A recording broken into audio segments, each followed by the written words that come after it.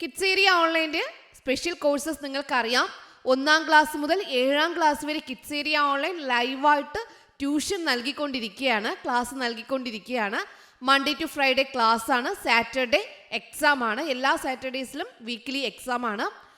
അപ്പോൾ September 18 term 2 class സ്റ്റാർട്ടാവുകയാണ്. September 18 next term 2 class സ്റ്റാർട്ടാകുന്നത്. 1ാം ക്ലാസ് മുതൽ 7ാം ക്ലാസ് വരെയുള്ള കുട്ടികൾക്ക് സൂമിൽ ലൈവ് ക്ലാസ് ആയിട്ടാണ് ക്ലാസ് ഉള്ളത്. താല്പര്യമുള്ളവർക്ക് ജോയിൻ ചെയ്യാം.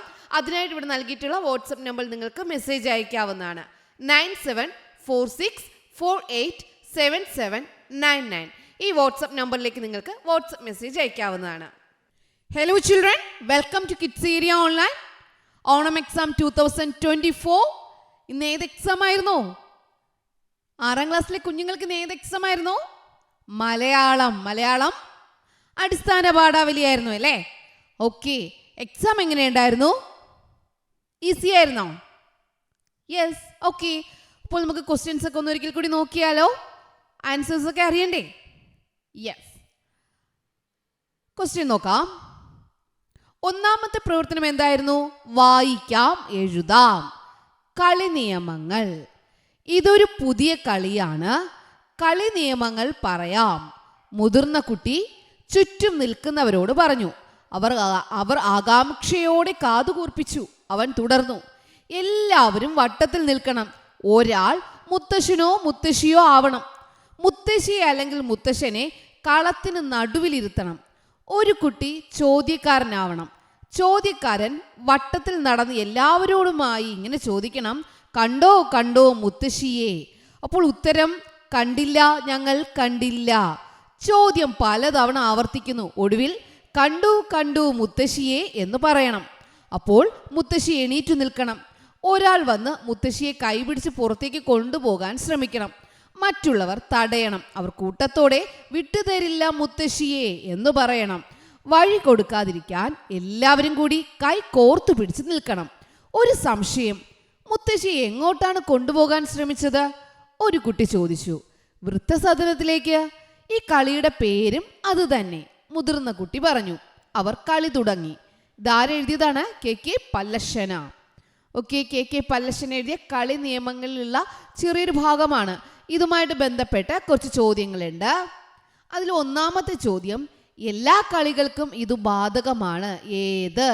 എല്ലാ കളികൾക്കും എന്താ ബാധകം? കളിയിലെ നിയമങ്ങൾ അല്ലേ? കളി നിയമങ്ങൾ. എന്താ ബാധകം? കളി നിയമങ്ങൾ.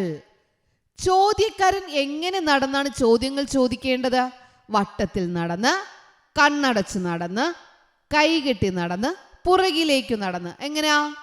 വട്ടത്തിൽ നടന്ന്. ചോദ്യം ആവർത്തിച്ച ശേഷം പറയേണ്ട മറുപടി എന്താണ്? ചോദ്യം ആവർത്തിച്ച ശേഷം ഒടുവിൽ എന്ത് പറയും? കണ്ടു കണ്ടു മുത്തശ്ശിയെ. ഈ കളിയുടെ പേരും അത് തന്നെ. ഏതാ? ചോദ്യക്കളി, വൃദ്ധസദനത്തിലേക്ക്, മുത്തശ്ശിക്കളി, കളി നിയമങ്ങൾ. വൃദ്ധസദനത്തിലേക്ക്. കഥയിലൂടെ പങ്കുവയ്ക്കുന്ന ആശയം, കളി നിയമങ്ങൾ പാലിക്കണം. വാർദ്ധക്യം ബാധിച്ചവർ അവഗണിക്കപ്പെടുന്നു.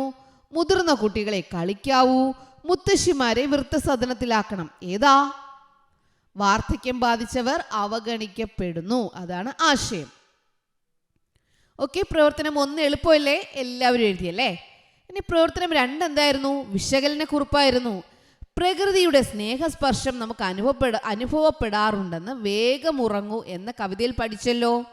താഴെ കൊടുത്തിരിക്കുന്ന കവിതാഭാഗവും വേഗമുറങ്ങൂ എന്ന കവിതയിലെ ആശയവും വിശകലനം ചെയ്ത് കുറിപ്പ് തയ്യാറാക്കൂ. അപ്പോൾ വേഗമുറങ്ങൂ എന്ന കവിതയുടെ ആശയവും ഈ താഴെ നൽകിയിരിക്കുന്ന കവിതയുടെ ആശയവും ചേർത്ത് വിശകലനം ചെയ്ത് എന്ത് ചെയ്യുക? കുറിപ്പ് തയ്യാറാക്കുക. ഉണ്ണി ഉറങ്ങുകിന്നുള്ളം നിറഞ്ഞു നിൻ തൊട്ടിലാട്ടുന്നു തെന്നൽ വീണ്ടും. ഉണ്ണി ഉറങ്ങുന്നു ഉള്ളം നിറഞ്ഞു നിൻ പുഞ്ചിരിപ്പൈമ്പാൽ നുകർന്നു രാവും. കണ്ണിനെ ചിമ്മാതിളക്കാതെ താരകൾ നിൽപ്പിതാ മേഘപ്പടവിലേറി. കൂമ്പി മയങ്ങുന്നൊരാമ്പലിൻ ചേലിൽ നിൻ ഓമന പൂമുഖം നോക്കി നോക്കി. തെന്നലിൻ കുഞ്ഞെന്നുള്ളതാണ് കേട്ടോ. ഓക്കെ, അതിൻ്റെ ബി പാർട്ട് എന്തായിരുന്നു? പിച്ച വെച്ച് പിരണ്ടോടി വീണിട്ടച്ഛനെ നോക്കി കണ്ണീർ പൊഴിഞ്ഞും. ആർക്കാണ് കണ്ണീർ പൊഴിഞ്ഞത്? ഗീതമോൾക്കാണോ, അമ്മയ്ക്കാണോ, കുഞ്ഞുമോനാണോ? കുഞ്ഞുമോന്. ആർക്കാ? കുഞ്ഞുമോന്. അതായിരുന്നു ബി പാർട്ടിന്റെ ഉത്തരം. ഇനി പ്രവർത്തനം 3 എന്തായിരുന്നു? അനാഥ കുഞ്ഞുങ്ങളെ പോലെ തെങ്ങിൻ തോപ്പിൽ വീണ് കിടന്നിരുന്ന തേങ്ങകളെല്ലാം തേങ്ങാപ്പുരയിലേക്ക് പെറുക്കിയിടുന്ന അക്കമ്മയെ സംഗീത ചേച്ചിയാണ് ആദ്യം കണ്ടത്. സംഗീത ചേച്ചിയും അക്കമ്മയും തമ്മിൽ സംസാരിച്ചിരുന്നു. അവർ തമ്മിലുള്ള സംഭാഷണം തയ്യാറാക്കൂ. അക്കമ്മയും സംഗീത ചേച്ചിയും തമ്മിൽ എന്തൊക്കെയായിരിക്കാം സംസാരിച്ചിട്ടുണ്ടാവുക? അത് സംഭാഷണമായി എഴുതാനായിരുന്നു പ്രവർത്തനം 3. പ്രവർത്തനം 4 എന്താ? വർണ്ണന. മഴയുടെ വർണ്ണന പാഠഭാഗങ്ങളിലൂടെ നാം പരിചയപ്പെട്ടു. മറ്റൊരു വർണ്ണനയുടെ തുടക്കം നോക്കൂ. മഴ പൊഴിയാൻ തുടങ്ങി. ഓരോരോ കുഞ്ഞു തുള്ളികൾ പതിക്കുമ്പോൾ മേലാകെ കുളിരുകോരി. എന്തൊരു രസം! മനം തുള്ളിച്ചാടി. പെട്ടെന്ന് മഴയുടെ ഭാവം മാറി. കല്ലുപെറുക്കി എറിയും പോലെ വലിയ മഴത്തുള്ളികൾ. നിങ്ങൾക്കുണ്ടായ മഴ അനുഭവം വർണ്ണിച്ചെഴുതുക. അപ്പോൾ വർണ്ണിച്ചാണ് എഴുതാൻ കേട്ടോ. നിങ്ങൾക്കുണ്ടായ ഇവിടെ വർണ്ണിച്ച് എഴുതിയിരിക്കുന്നത് കേട്ടോ. കല്ലുപെറുക്കി എറിയും പോലെ വലിയ മഴത്തുള്ളികൾ. പെട്ടെന്ന് മഴയുടെ ഭാവം മാറി. കണ്ടോ? അതുപോലെ നിങ്ങൾക്കുണ്ടായ മഴ അനുഭവം ഇതുപോലെ വർണ്ണിച്ച് എഴുതുക. അതാണ് വർണ്ണന. ഓക്കെ. പ്രവർത്തനം 5 എന്തായിരുന്നു? ഉപന്യാസം. തേങ്ങ എന്ന കഥയിൽ പണിയെടുക്കാനായി അപ്പനും അമ്മയും പറഞ്ഞയച്ച അക്കമ്മയെ പരിചയപ്പെട്ടല്ലോ. ഊഞ്ഞാൽ പാട്ടെന്ന കവിതയിൽ അധ്വാനത്തിന്റെ ഫലമായി ദേഹത്തുപ്പ് നാറുന്ന അച്ഛനെയും നമ്മൾ കണ്ടു. രണ്ടുപേരും അവരുടെ ജോലികൾ വളരെ സന്തോഷത്തോടെയാണ് ഏറ്റെടുത്തത്. നിങ്ങളുടെ അഭിപ്രായങ്ങൾ ഉൾപ്പെടുത്തി അധ്വാനത്തിന്റെ മഹത്വം എന്ന വിഷയത്തിൽ ഉപന്യാസം തയ്യാറാക്കുക. ഉപന്യാസം തയ്യാറാക്കേണ്ട വിഷയം ഏതാ?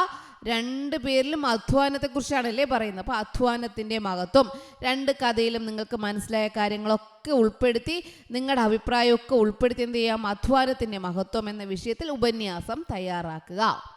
ബി ക്വസ്റ്റ്യൻ എന്താ? കിനാവ് എന്ന പദത്തിന് പകരം പദം. കിനാവ് എന്ന പദത്തിന് പകരം പദം എന്താ? സ്വപ്നം. എന്താ? സ്വപ്നം.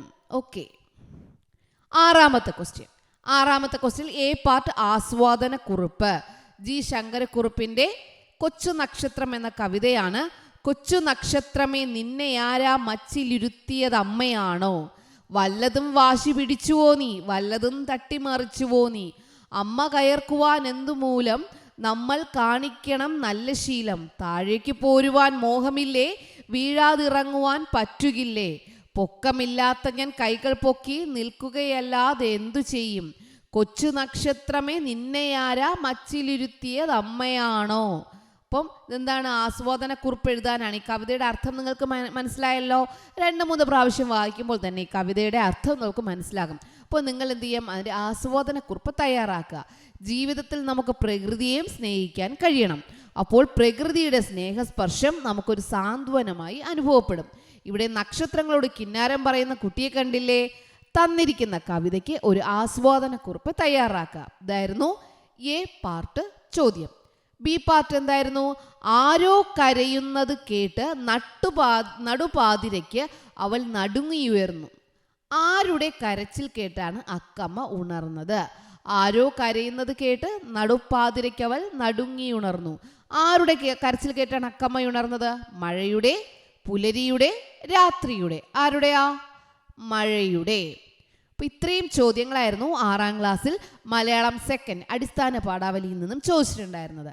വളരെ ഈസി ക്വസ്റ്റ്യൻസ് ആയിരുന്നു. എല്ലാവരും നല്ലതുപോലെ ആൻസർ എഴുതി. Okay children, bye bye, thank U.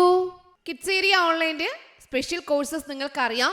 1ാം class മുതൽ 7ാം ക്ലാസ് വരെ കിഡ്സ് ഏരിയ ഓൺലൈൻ ലൈവായിട്ട് ട്യൂഷൻ ക്ലാസ് നൽകിക്കൊണ്ടിരിക്കുകയാണ്.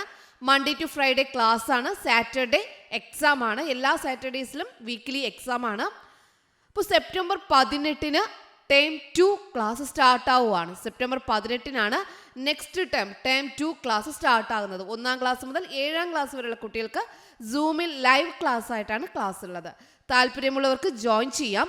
അതിനായിട്ട് ഇവിടെ നൽകിയിട്ടുള്ള വാട്സപ്പ് നമ്പറിൽ നിങ്ങൾക്ക് മെസ്സേജ് അയക്കാവുന്നതാണ്.